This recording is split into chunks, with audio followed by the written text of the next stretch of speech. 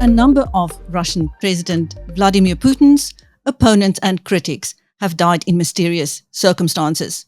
We now speak to Russian historian Professor Irina Filatova. Welcome, Professor. Hello. Professor, can you give us any idea of how many politicians and journalists and critics have so far died in these mysterious circumstances? Quite a number of independent investigative journalists in Russia were killed in mysterious circumstances, or at least people who ordered their assassinations were not yet found. There were several very prominent politicians, such as Nemtsov, and recently Prigozhin, who died, and now Navalny, who was the most prominent opposition politician in Russia, who is dead. What can you tell us about the death of Navalny? Have you heard anything that's not been in the news? No, it is impossible to find out what really happened there. But it is quite obvious that he died on the watch of the Russian state. However he died, he spent about a year of his time in this confinement in the penal cell, which is in itself such a punishment that, all in all, 28 times he was sent to such penal cells, and this is in itself a torture. So I hope that sometime the family will get the body, and sometime it will be possible to investigate what happened. But we may never know. Why did he return to Russia? He must have known how dangerous it would be. This is the most common question that foreigners ask, but for the Russians, the answer is clear. That is why he is popular. Once at one of the meetings, he said, I don't have any other country. I don't have any other people. I don't have any other family.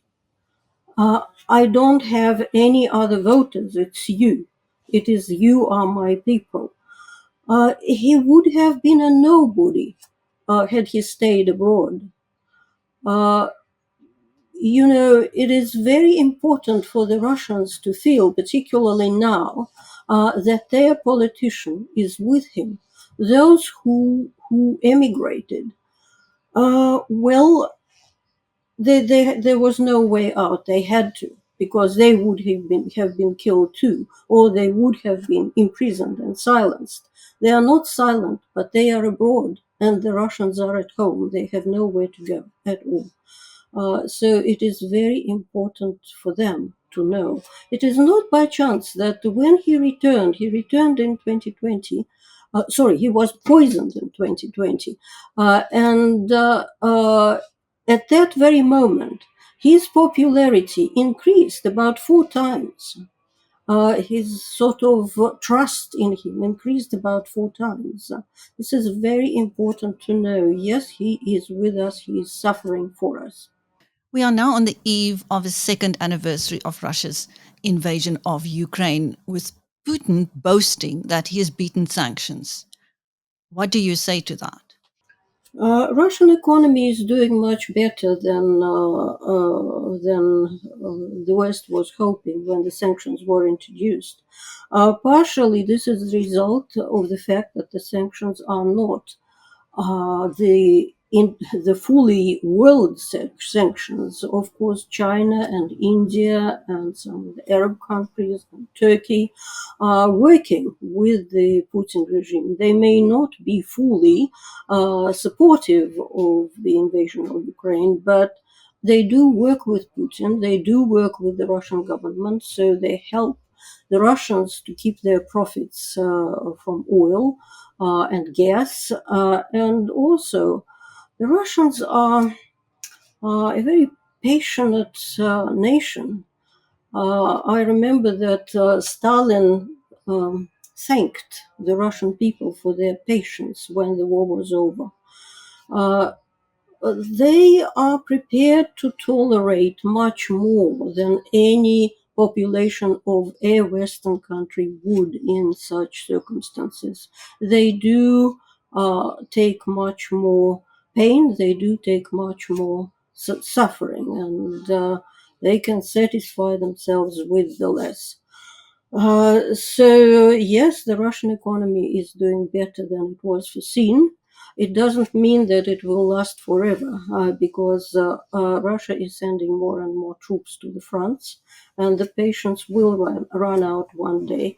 It is also true that this economy that Putin has now created, it's a military economy, and it cannot continue forever. So there will be a time when this largesse, which the government now enjoys, in terms of money, in terms of what it can do by creating the military economy, this will also end at some point. But for now, it seems quite enough to defeat Ukraine, what Russia has got. Now, with Putin set to be re-elected for a fifth term, what would that mean for global politics? Another 6 years of Putin? How would that play out for the West? Oh, not very nicely.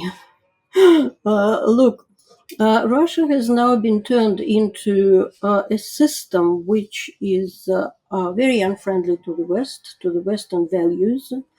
Putin has been hell bent on showing to the West its own weaknesses. He was absolutely sure that it's his historic mission to show the West that in reality it is incapable of keeping the world order in the way it has created it. And he called the West's bluff. It is really not coping with what he's doing now. It seems incapable of really helping Ukraine, despite all the demonstrations of solidarity, despite all the promises, both from the United States government and from Europe. But for now, it is not quite working. And on the ground, the Russian troops are moving ahead. Now, maybe turn to South Africa's relationship with Russia. I understand that it was the oligarch Viktor Velkselberg who once again bailed out the ANC and paid its debts. I don't know if you have heard that. Well, I have definitely heard that the Russians did help to help the ANC to pay its debt. But I don't have any tangible proof of that. And if it was Vexelberg, maybe it will be reflected in some accounts books of the ANC. We shall see that. But after all, the Chancellor House, the financial arm of the ANC, is part of the Vexelberg's empire in South Africa, so there's nothing illegal about that. What's beyond that is a different matter whatsoever. We don't know.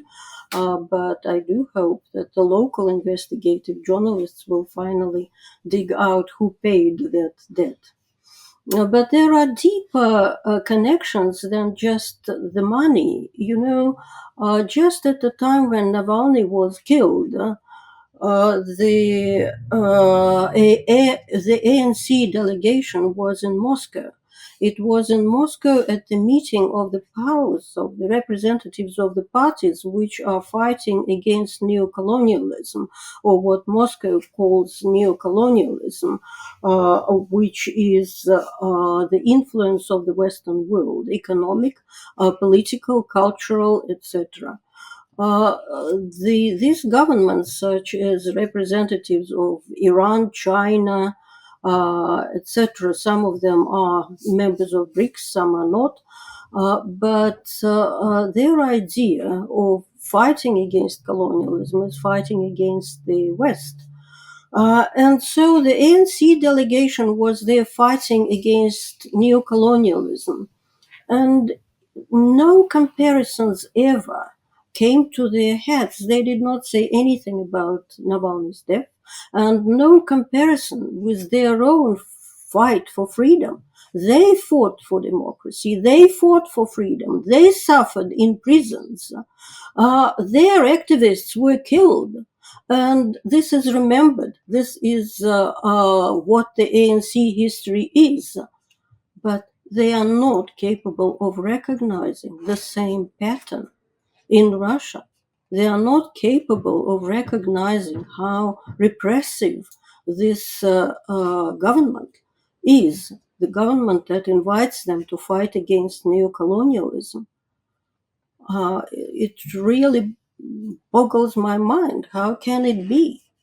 There are some honest people among the ANC leaders, after all. Why are they silent? How important is it to Russia that the African National Congress wins this upcoming national election and stays in power? What is at stake for Russia? What's the quid pro quo here? The ANC is the best friend, but so would be Zuma. I suppose that the Russians could work with EFF. But it is these parties that are important for Russia. For the moment, I think they are supporting the ANC.